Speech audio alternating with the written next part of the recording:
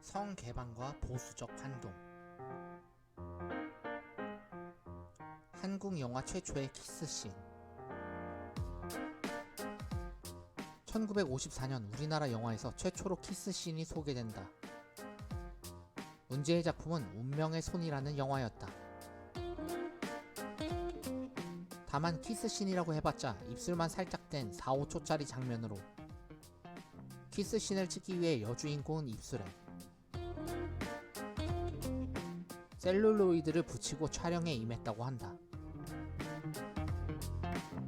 하지만 그렇더라도 키스씬의 사회적인 반향은 매우 컸다. 그 무렵 영화 속 남녀 간의 애정 표현은 손을 잡거나 가볍게 포옹하는 게 전부였는데 실제로 입술을 맞댄 키스를 한 것이었으니 당시로서는 코페르니쿠스의 발상이었던 것이다.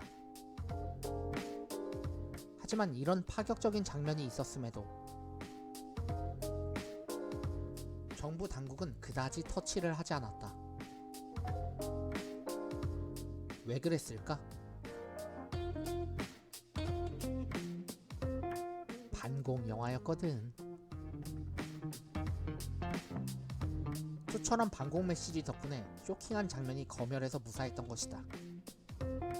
이후로 멜로 영화가 선풍적인 인기를 구사하게 되는데 56년에만 해도 한 해 제작된 30편 중 16편이 멜로 영화였다. 국방부에서 관장해오던 영화 업무가 문교부로 이관되면서 찾아온 변화였다. 다만 문교부는 멜로 영화를 전면 허용하면서 이런 기준을 제시했다. 야한 의상은 안됨. 배드신도 안됨. 옷 벗는 장면도 안됨. 하지만 키스씬이라는 선례를 남긴 이상 키스 장면만은 허용이 되었고 이후 한국 멜로 영화에서 키스씬은 단골 소스로 자리 잡게 된다. 영화 자유부인, 고무신 관객. 56년에는 2년 전 세상을 떠들썩하게 만들었던 소설 자유부인이 영화로 상영되게 되는데 영화 역시 공전의 히트를 치면서 당시로서는 상당한 15만 명의 관객을 동원하게 된다. 당시 자유부인을 관람한 주고객들은 여성 관객들이었는데 관객들은 이렇게 지탄하면서도 우리와 거리가 먼 타락한 여자들의 이야기지 뭐. 왠지 마음속으로는 선망과 동경이 교차하고 있었다고 한다. 왠지 부러워. 당시 영화의 흥행을 좌우하는 실세로 30~40대의 여성 관객이 부상하고 있었는데 언론에서는 이들을 흔히 고무신 관객이라고 불렀다.